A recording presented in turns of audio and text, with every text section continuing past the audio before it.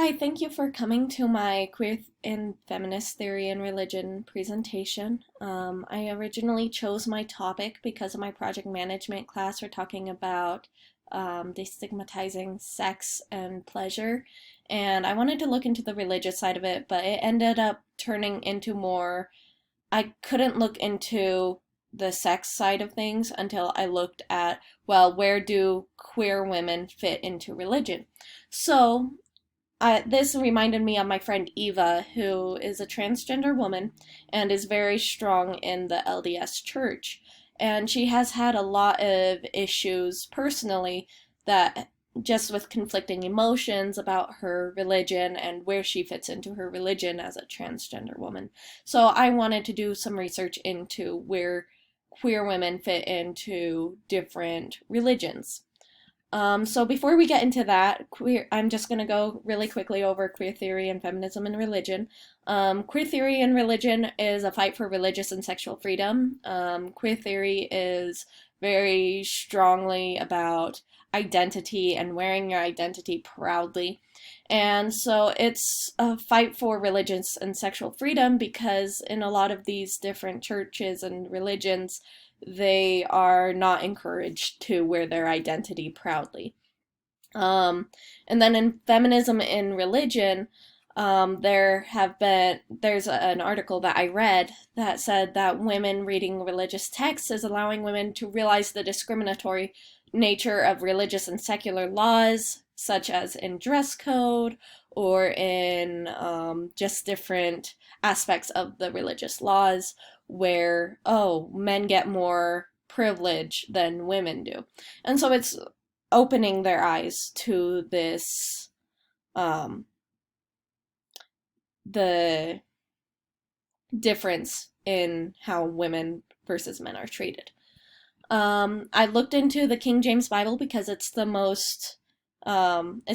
Bible I'm most familiar with. Also, it's used by Presbyterians, LDS, and Episcopal churches, which are the three religions I'm looking into in this presentation and in my research.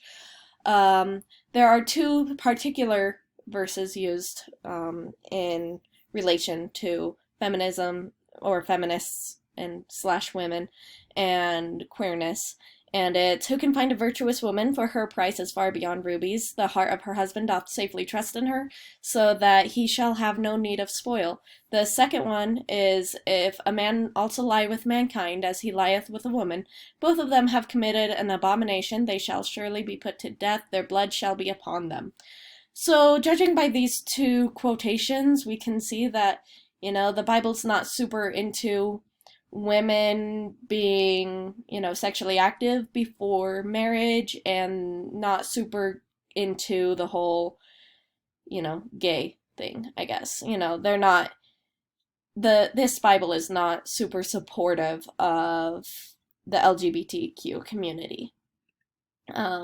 So the first church I looked into was kind of a middle ground between the three. It's the Presbyterian Church. So members of the LGBTQ community have received, they may receive ordinances, but they have to find someone to do it. If, the person they want to do it doesn't agree with their LGBTQ status, then they are allowed to decline those ordinances to those members of the LGBTQ community. That being said, women may become priests. I didn't find anything in my research to say whether or not queer women could become priests, but I would assume that if they can find someone willing to do the ordinances and vote them into priesthood, they would be able to. As for the Church of Jesus Christ of Latter-day Saints, members of the LGBTQ community can be members, but it's a very limited membership. They're not allowed most of the ordinances that full members get, such as sealing in the temples and priesthood and whatnot. Women also do not get the priesthood, and they hold very few leadership positions that preside over men. So we see women in primary teaching children and teaching women, and typically if they're presiding over men, they're with their husband. And then the Episcopal Church is kind of on the opposite side of the spectrum. Members of the LGBTQ community may become members of the Episcopal Church. Women and members of the LGBTQ community are able to participate in all leadership roles. So it is on the opposite end of the spectrum where it's just everyone's allowed to be part of every section of the church. So really, the biggest takeaway from this is that queer theory and feminist theory in religion is most about agency. The agency to choose, whether or not to have ordinances. Sure, those ordinances are super important, but it's important that they're able to choose to gain ordinances. It's important that they're able to choose,